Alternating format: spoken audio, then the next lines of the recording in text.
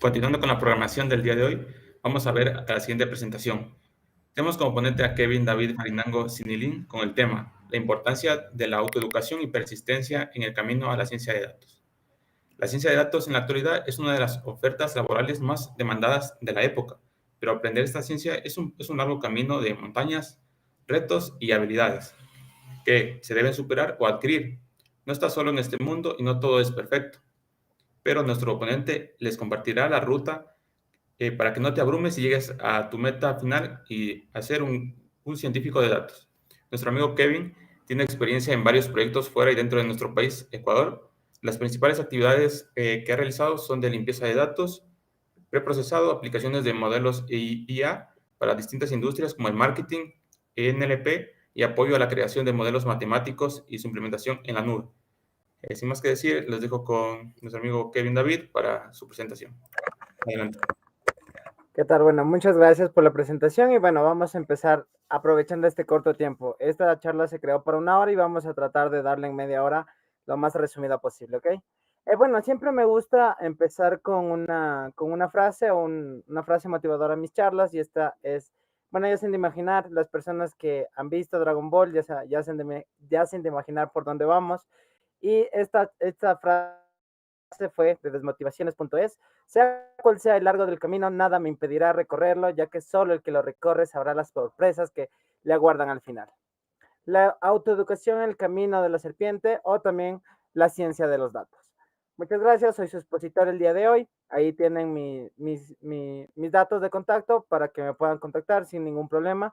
Me encanta ayudar en proyectos y también me encanta aprender de todos ustedes. Bueno, la agenda. ¿Por qué elegir una carrera en la ciencia de datos? ¿Cuáles son los roles que existen en algunas empresas? ¿Cuáles son los conocimientos para empezar y desenvolverse? Los lenguajes que me servirán para desempeñar algún rol en la ciencia de datos. Recomendaciones personales, por dónde puedo empezar y las referencias, las respectivas referencias. Ok, bueno, como les mencionaba, vamos a tomar punto de partida el camino de la serpiente para las personas que son fanáticas de Dragon Ball. Y para las que no, pues les recomiendo mucho el anime, es muy bueno. Y bueno, vamos a empezar desde la cabeza. ¿Por qué elegir una carrera en la ciencia de datos?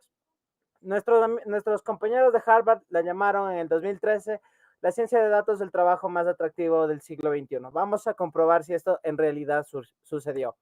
Bueno, miremos el pronóstico si acertó o no acertó. LinkedIn, estos datos son de LinkedIn 2019 en base a los reportes de los 15 empleos más emergentes del 2020.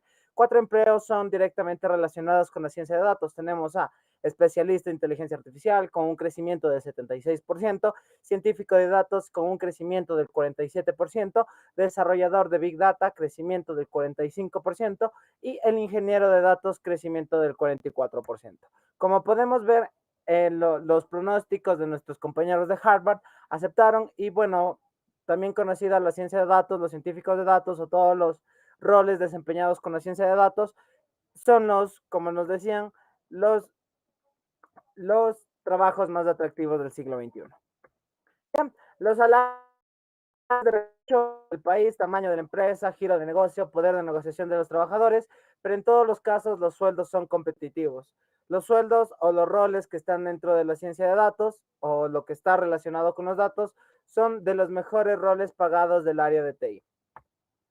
¿Cuáles son los roles que existen en algunas empresas? No en todas. De hecho, depende mucho el rubro, depende mucho el tamaño, si es multinacional, si es mundial. Entonces, existen diferentes roles y a veces estos roles se dividen en 2 o 3 más, pero aquí vamos a sacar como que los más populares o los que hemos visto dentro de nuestros anuncios de LinkedIn, dentro de los posts que dicen busco ingeniero de datos, científico de datos o ingeniero de IA. Estos son los 3 que son como que los clásicos, pero dentro de ellos también se pueden ramificar a muchos otros, pero en esta ocasión solo vamos a topar los 3.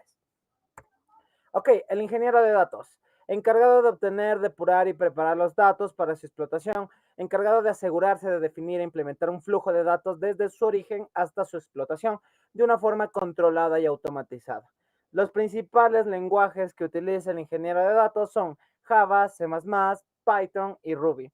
Aquí, otro bueno, las principales herramientas que se utilizan aquí, bueno, aquí en Ecuador son muy pegados al mundo de Azure. Entonces, para las personas que se quieran desempeñar aquí en Ecuador, les recomiendo mucho el mundo de Azure. Y para las personas que quieran migrar para trabajar en el exterior, como yo lo hago, las más utilizadas son Amazon y GCP, aunque también Azure, pero no es tan popular. Dentro de los almacenamientos tenemos a Amazon otra vez, al Hadoop, al HDFS y a Amazon S3, que también podemos decir que es un almacenamiento donde nosotros podemos obtener o guardar nuestros datos y los procesos. También se ocupa mucho el Apache Spark, el Hive y el Hadoop. Hive y Hadoop vienen del mismo ecosistema de Hadoop. Bueno, el científico de datos, del famoso científico de datos, se encarga de estudiar de dónde vienen la información que representa y cómo se puede convertir en un recurso valioso.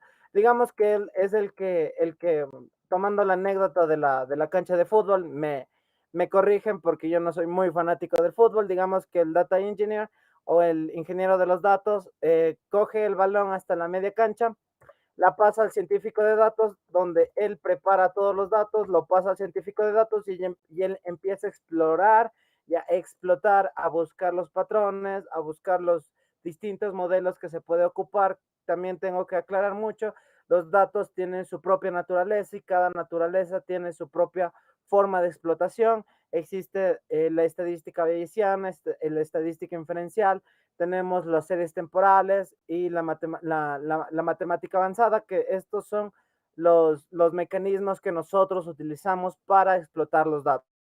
Entonces, digamos que el ingeniero de los datos viene, prepara los datos, está todo correcto y le pasa al científico de datos el balón para que este corra hasta antes del arco. Entonces, ¿cuáles son las principales herramientas que utiliza un científico de datos?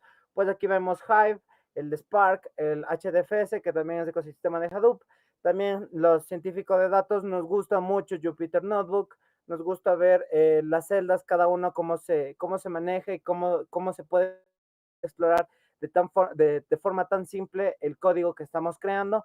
Otra de las herramientas que utilizamos es el SQL, bueno, ya para obtener los datos. Pandas es una de las principales herramientas y en lo personal es mi favorita, junto con NumPy, para explorar y explotar los datos o encontrar patrones.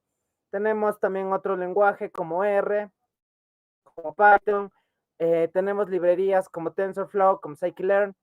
Estas dos librerías, TensorFlow y Scikit-learn, se enfocan mucho a lo que ya es la aplicación del modelo matemático o el modelo también conocido como el modelo de inteligencia artificial.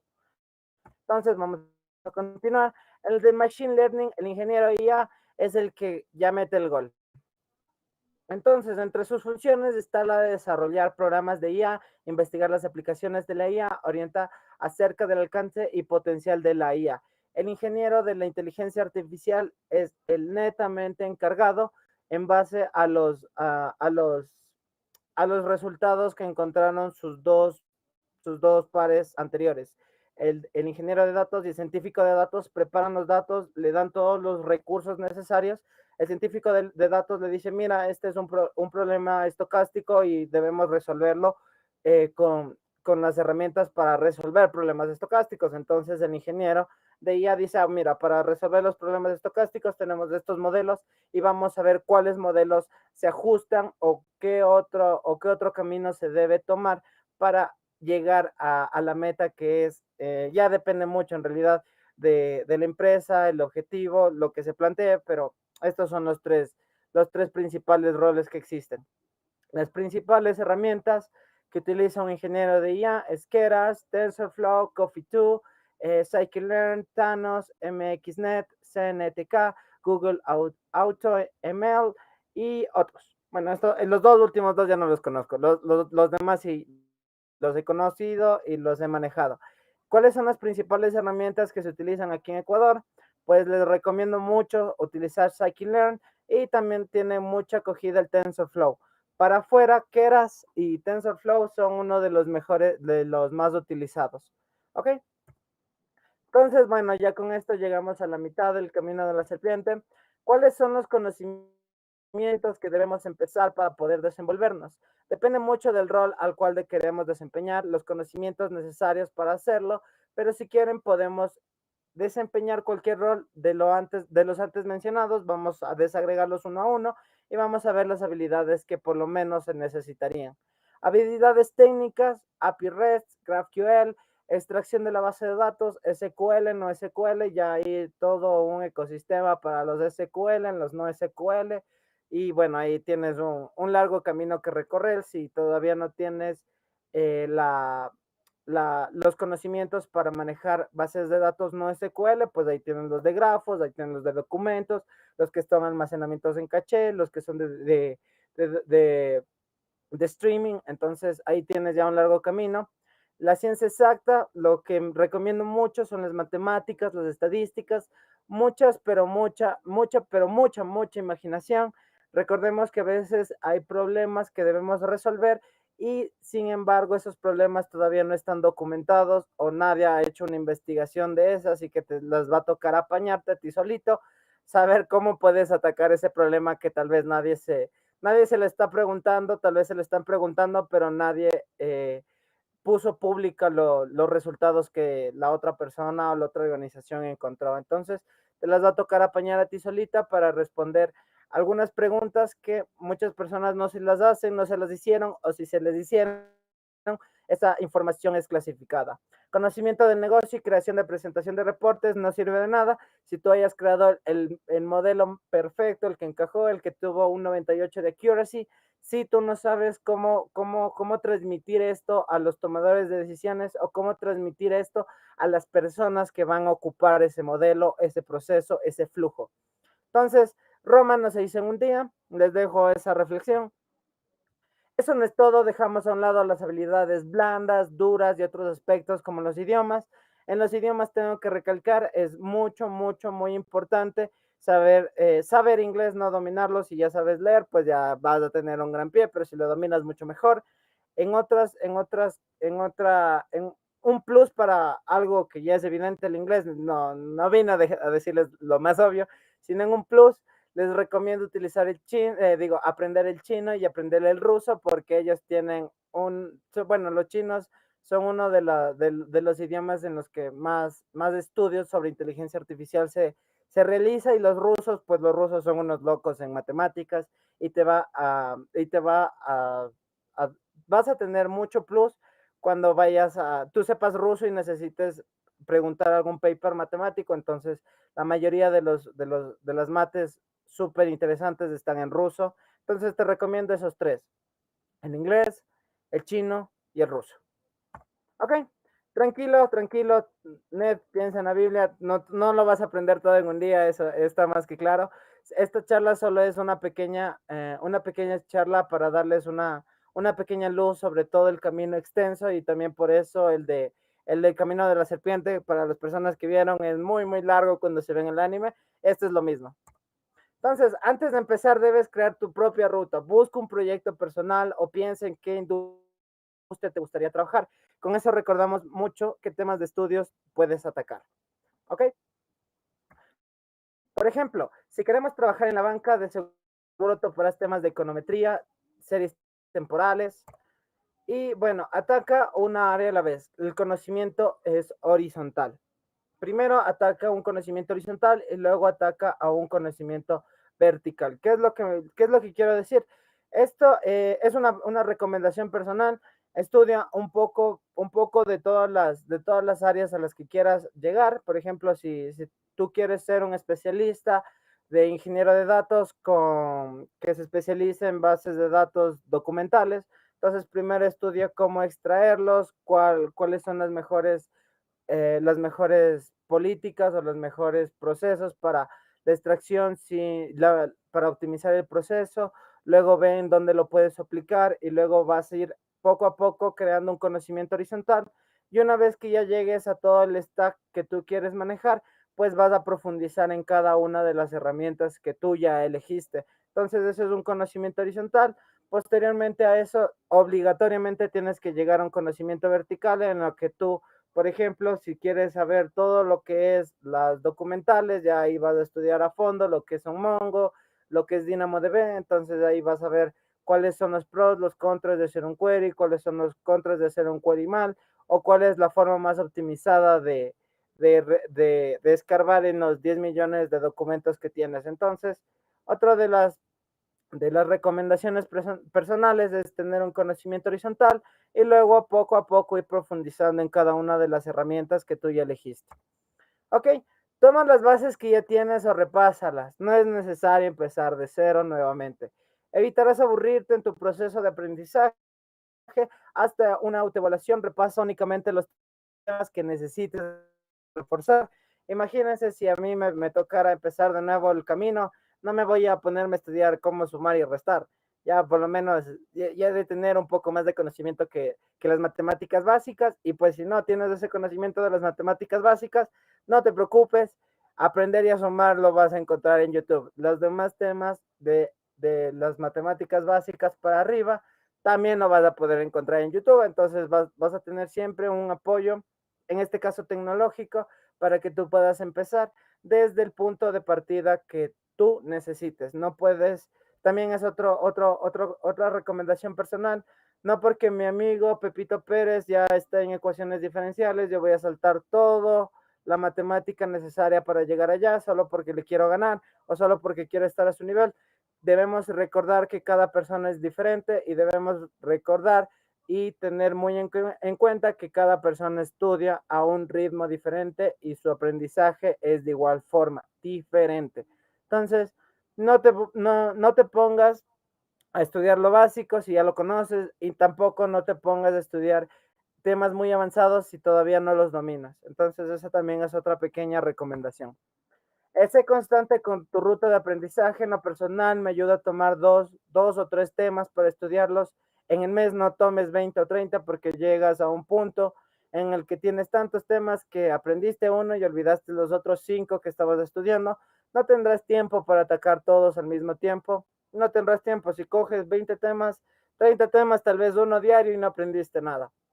Tal vez aprendiste el nombre del autor del libro que descargaste, pero nada más. Entonces, tómatelo con calma, toma 2 o 3 temas para estudiarlo. Si eres la persona que te gusta estudiar un tema a la vez, pues toma un tema a la vez y continúa. Crea un horario dentro de tu día que sea inamovible, 10 o 20 minutos en el día, tarde o noche. No intentes dar pasos grandes al inicio.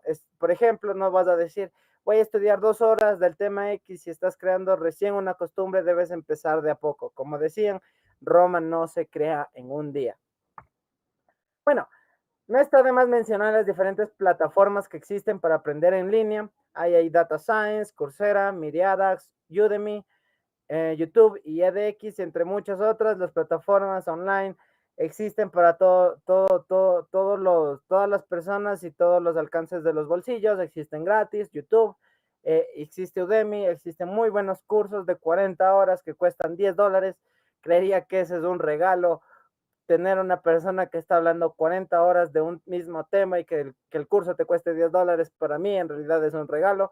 Y bueno, puedes tener otros, si te gusta, por ejemplo, que te gusta un poco más especializado, pues ya puedes tomar Coursera, Myriadax. Este tipo de plataformas se toman muy en serio y en la rigurosidad de sus cursos, y solo toman cursos que son muy bien planificados y también que las personas que lo imitan tengan un conocimiento de renombre. Por ejemplo, en Coursera podrás encontrar cursos de Harvard, de MIT, de IBM, de Nvidia, de Google. Entonces, Coursera se toma muy a pecho eso de la calidad de sus cursos, son excelentemente buenos, y también pasar cada uno de ellos es una verdadera aventura, muy interesante. Entonces, si te gustan esos tipos de cursos, te recomiendo Coursera. Si te gustan esos tipos de cursos, pero no, por X y razón no tienes ese momento para invertir en esos cursos, te recomiendo llenes hay un formato que te dice beca de ayuda económica, preséntales tu caso y ellos de seguro lo van a tomar en cuenta y te van a aceptar. Lo recomiendo porque yo cuando estaba estudiando no tenía para pagarme estos cursos, entonces pedí estas ayudas económicas y me gané como 3, 4 becas de Coursera.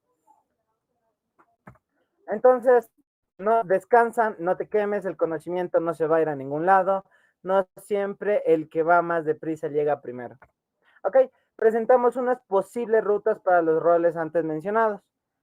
Ya. Ingeniero en ciencia artificial, necesitas matemáticas, estadística, machine learning, deep learning, reinforcement learning, data science, matemáticas, estadística, machine learning, ingeniería de variables. Para ingeniero de datos, los bases de datos de SQL, no SQL, de infraestructura, los procesamientos de extracción, transformación y carga, los procesos de extracción, carga y transformación, y la ingeniería de variables. No se preocupen, en la siguiente slide vamos a desagregar cada uno de ellos. Entonces están un poco más desglosados. Matemáticas, hablo de álgebra lineal, cálculo diferencial, métodos numéricos. Cuando hablo de infraestructura, AWS, Azure, GCP, serverless, optimización de recursos, balanceo de carga. Cuando hablo de estadística, descriptiva, inferencial, multivariables, series temporales, multivariables, análisis de datos atípicos y la estadística bayesiana. Cuando hablo de base de datos, me refiero a las más conocidas: Postgres, MySQL, Oracle, Mongo, Dynamo, Redis, Cassandra, Hadoop y Spark. Algunos libros que te pueden ayudar en tu camino. Muchos de estos libros me ayudaron, muchos de estos libros que están presentes los he leído de cabo a rabo, como sabemos decir por acá, y muchos de ellos me han ayudado mucho en mi carrera profesional, y me han ayudado también en conocimientos como para ganar un espacio de trabajo en empresas del exterior.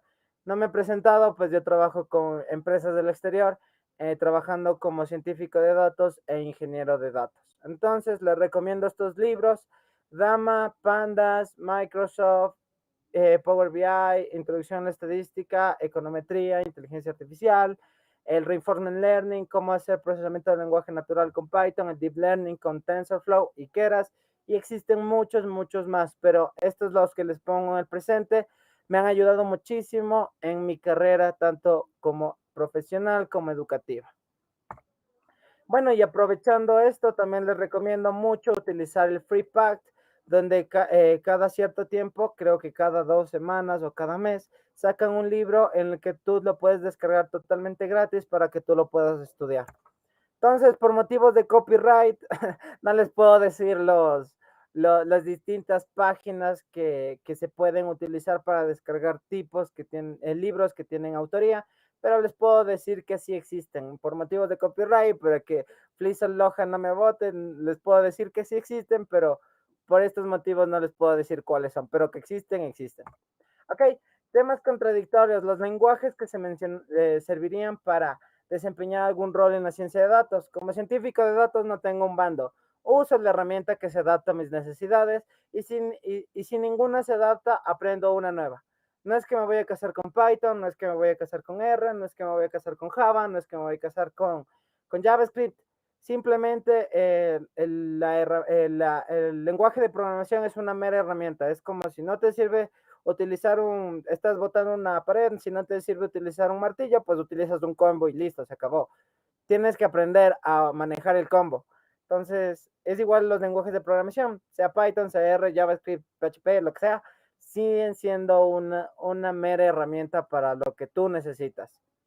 Las principales herramientas que yo lo utilizo son para modelar e implementar modelos de IA, Python. Pruebas estadísticas y aprovechar librerías y procesos que Python aún no tiene. Modelar y presentación de resultados, utilizo DAX. Para las personas que no se utilizan, no les puedo comentar, ahí me voy en contra de Flisol, así que cambio. En mi opinión, el rol que desempeña va muy ligado a la industria que te dediques. No puedes ser el unicornio para todas las industrias. Ya fue muy difícil tratar de ser el unicornio. Enfócate en industria. Si quieres ser científico de datos para salud, pues enfócate en tu área de salud. Si quieres ser científico de datos para la banca, pues enfócate en las necesidades de la banca. No puedes ser una persona híbrida que pueda ser el unicornio para todas las industrias. Ser el unicornio para una industria ya es demasiado. Bueno, aquí también les dejo otra frase. Vi tantas liebres corriendo sin sentido que aprendí a ser una tortuga y apreciar el recorrido. Bueno, hemos llegado al final.